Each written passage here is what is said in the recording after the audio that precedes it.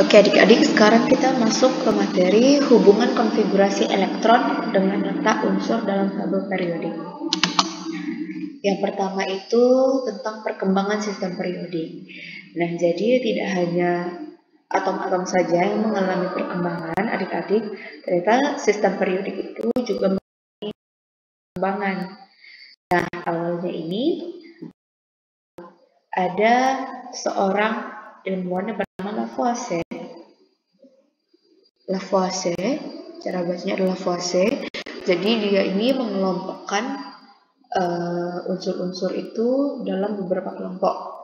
Sistem periodik yang dia buat itu, yang pertama ada kelompok gas, ada kelompok non-logam, ada kelompok logam, dan juga ada kelompok tanah. Nah, yang termasuk ke dalam kelompok gas ini adalah cahaya, kalor, oksigen, dan azot atau nitrogen. Nah, sementara yang masuk ke non-logam ini ada sulfur, fosfor, karbon, asam klorida, asam fluorida, dan asam borat. Nah, untuk logam itu ada antimon, perak, arsenik, dan lain-lainnya. Nanti bisa adik-adik catat saja ini. Lalu untuk tanah itu juga ada, contohnya itu ada kapur, magnesium oksida, barium oksida, aluminium oksida, dan juga silikon oksida.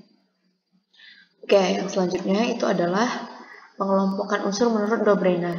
Nah, si Dobryna ini dia mengelompokkan unsur-unsur itu berdasarkan kemiripan sifatnya.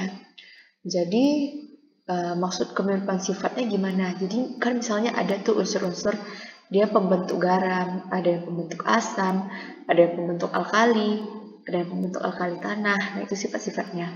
Nah, jadi dia kelompokkan kalau senyawa yang termasuk dalam pembentuk garam itu ada kayak unsur Cl, unsur Br, dan unsur E dengan massa atomnya sebagai berikut. Nah, begitu juga dengan pembentuk asam ini ada S, Se, Te. Untuk pembentuk alkali itu ada Li, NaK. Dan untuk pembentuk alkali tanah itu ada CaSr dan Pa. Oke, selanjutnya itu adalah pengelompokan unsur menurut Newlands. Nah, si Newlands ini dia mengelompokkan unsur ini berdasarkan kenaikan massa atom relatif. Berdasarkan kenaikan massa atom relatif. Kalau adik-adik lihat di sini kan ada angkanya 1, 2, 3, 4, 5, 6, 7, 8, 9. Nah, itu merupakan massa atom atom-atom tersebut. Misalnya H, massa atomnya kan 1, ya kan? Li, massa atomnya 2, massa atom relatifnya. Massa atom relatif itu disebut juga sebagai AR, ya adik-adik. Nah, untuk yang pertama, jadi dia ini menyusun unsur-unsur tersebut berdasarkan kenaikan massa atomnya. Semakin tinggi massa atomnya, maka semakin naik dia urutannya seperti itu. Oke, selanjutnya itu adalah pengelompokan unsur menurut Mendeleev. Nah, kalau menurut si Mendeleev ini, dia mengelompokkan unsur-unsur ini berdasarkan kenaikan massa atom relatif dan sifat-sifatnya. Nah, kalau yang tadi sebelumnya si Newlands, dia itu hanya berdasarkan kenaikan massa atomnya, tapi kalau si Mendeleev ini dia berdasarkan massa atom dan sifat-sifatnya. Gitu. Selanjutnya itu adalah sistem periodik modern atau sistem periodik yang kita pakai sekarang ini. Nah, untuk periodik modern ini dia itu terdiri atas ada yang namanya golongan. Golongan ini bagian yang di sepanjang ini golongan itu adalah ini golongan 1A. Dari atas ke bawah ini golongan 1A, terus golongan 2A, golongan 3A, ya, golongan 4A, dan seterusnya. Golongan itu dia dari atas ke bawah susunannya. Ya, golongan itu dari atas ke bawah. Sementara kalau untuk periode itu dari samping-samping ini, dari kiri ke kanan periode. Jadi untuk H dan He itu merupakan periode 1, Li, Be sampai dengan Ne ini merupakan periode kedua, kan? Ini merupakan periode ketiga, periode keempat, periode kelima, dan seterusnya. Seperti itu. Oke, sekarang kita lanjut ke susunan unsur dalam sistem periodik unsur. Nah, untuk susunan unsur dalam sistem periodik unsur kan tadi sudah seperti yang kakak jelaskan tadi. Kita sekarang menggunakan yang modern, maka di dalamnya terdapat ada yang namanya golongan dan ada yang namanya periodik. Nah, untuk golongan itu dia memiliki lajur vertikal seperti ini, vertikal dari atas ke bawah, dan penentuan golongannya berkaitan sifat yang dimiliki unsur. Penentuan golongannya berkaitan dengan sifat yang dimiliki unsur. Berarti golongan 1A ini dia memiliki sifat yang mirip-mirip gitu. 2A sifatnya juga mirip-mirip. 3A sifatnya mirip-mirip. Gitu. Lalu ada periode. Nah, periode ini dia lajurnya horizontal yang arahnya kiri ke kanan atau kanan ke kiri ini namanya adalah periode. Nah, periode ini menunjukkan nomor kulit yang telah terisi elektron berdasarkan konfigurasi elektron. Nah, periode ya. Soalnya berapa banyak kulitnya, ya kan? Berapa banyak kulitnya, kulit dari suatu atom. Nah, segitulah jumlah periodenya. Misalnya, tadi untuk atom nitrogen kan dia karena nomor atomnya 7, berarti kan 1s2, 2s2, 2p, berapa itu? 2p3 ya. Nah, berarti dia memiliki periodenya itu 2. Karena kan tadi ada kulit K dengan kulit L. Dua buah kulit kan, kulit A yang satu kulit K yang 1s2, kulit L yang 2s2, 2p3, ya kan? Karena dia ada 2 kulit, maka dia periodenya juga ada 2. Periodenya ada 2. Periodenya itu adalah periode yang kedua. Nah, berarti unsur nitrogen itu urutannya ada di sepanjang periode kedua ini. Seperti itu. Kita lihat ya. Nah, nih nitrogen ada di periode kedua kan? Seperti itu. Oke, selanjutnya itu adalah penentuan golongan dan periode. Nah, kira-kira apa sih hubungan antara golongan, periode, konfigurasi elektron, dan elektron valensi? Nah, jadi yang adik-adik bisa ingat di sini adalah untuk golongan itu menunjukkan jumlah elektron valensi. Elektron valensinya ada berapa? Nah, itu golongan. Kalau misalnya tadi kayak contohnya nitrogen, dia kan nomor atomnya 7, ya kan? Berarti dia susunan elektronnya adalah 2, 5, ya kan? Nah, berarti elektron valensinya adalah si 5 itu kan? Nah, karena dia 5, berarti dia ada di golongan kelima, seperti itu. Ada di golongan kelima. Ya. Nah, di golongan 5, 5A. Nah, ada unsur nitrogen kan? Kenapa dia A? Karena dia tadi di konfigurasi elektronnya itu masih dalam orbital S dan P. Orbital S dan P itu dia masih membentuk masih membentuk golongan yang A, seperti itu. Oke. Selanjutnya itu ada periode. Periode ini menunjukkan jumlah kulit yang telah diisi elektron, yang seperti tadi sudah kakak jelaskan. Seberapa banyak jumlah kulit dari suatu atom, sebanyak itulah jumlah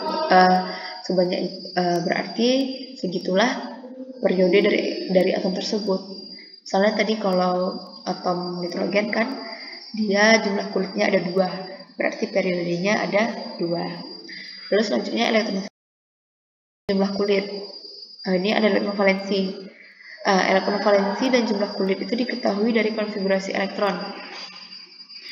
Kita mengetahui elektron valensi dan jumlah kulit itu kan setelah kita melakukan konfigurasi elektron. Contohnya tadi kayak yang atom nitrogen, dia konfigurasi elektronnya 25, ya kan? 2 elektron di kulit K, 5 elektron di kulit L. Elektron valensinya berarti adalah si 5, karena elektron yang paling akhirnya adalah 5. Kulitnya adalah 2, karena dia tadi ada kulit K dan kulit L. Oke, selanjutnya adalah hubungan konfigurasi elektron dan sistem periodik. Nah, konfigurasi elektron tadi dia kan menjelaskan atom itu kira-kira ada terletak di golongan mana, ada di periode mana, seperti itu kan. Dari konfigurasi elektron tersebut, kalau misalnya dia konfigurasinya ada dua kulit ya kan, berarti dia ada di periode kedua. Kalau misalnya ada dua kulit berarti dia di periode kedua. Sementara kalau misalnya dia elektron valensinya misalnya ada 2, atau elektron pada akhirnya ada 2 atau 5, berarti dia terletak, atom tersebut terletak di golongan kedua atau di golongan kelima, seperti itu. Oke, kita lanjut untuk golongan unsur-unsur. Nah, golongan unsur ini, unsur itu ada yang namanya golongan A dan ada yang namanya golongan B, ya kan? Kayak yang tadi golongan itu ada golongan A, golongan B, golongan 1A, 1B, 2A, 2B, kayak gitu kan. Nah, untuk golongan A ini, kenapa tadi dikatakan golongan A kayak yang nitrogen tadi? Karena dalam konfigurasi elektronnya itu dia hanya terdiri dari blok S dan blok P. Hanya terdiri atas orbital, suborbital S dan suborbital P. Seperti itu. Nah, kalau untuk atom-atom yang hanya terdiri dari suborbital S, itu dia merupakan golongan 1A dan 2A. Sementara kalau dia ada golongan S, ada blok S dan blok P, berarti dia terdiri atas golongan 3A hingga 8A. Seperti itu ya. Lalu bagaimana dengan golongan B? Nah, golongan B itu dia itu di dalamnya sudah ada blok D dan blok F. Jadi di dalamnya ada blok SPD atau blok SPDF. Nah, kalau misalnya dia memiliki blok SPD, berarti dia merupakan golongan 1B hingga 8B. Sementara kalau misalnya dia dalam satu golongan B itu ada blok S hingga F, maka dia merupakan golongan lantanida dan golongan aktinida. Nah, jadi dia maksudnya seperti ini. Nih, kalau misalnya dia masih dalam orbital SS ya kan, berarti dia nih S yang ini, yang 1A dan 2A. Nah, kalau misalnya dia ada S dan P, itu yang masuknya adalah golongan 5A, 6A, 7A, 8A, 9A, kan?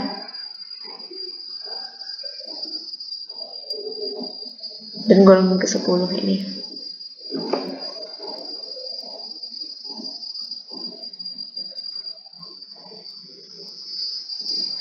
Maksud kakak, ini ada golongan 1, golongan 2, golongan 3, golongan 4, golongan 5, golongan 6, golongan 7, golongan 8A. Nah, yang di golongan 8A ini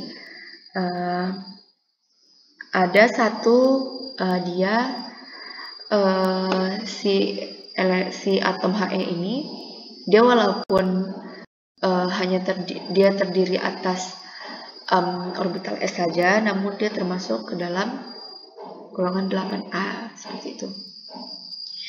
Lalu untuk ini yang sudah memiliki orbital D, ya kan, ini merupakan golongan B.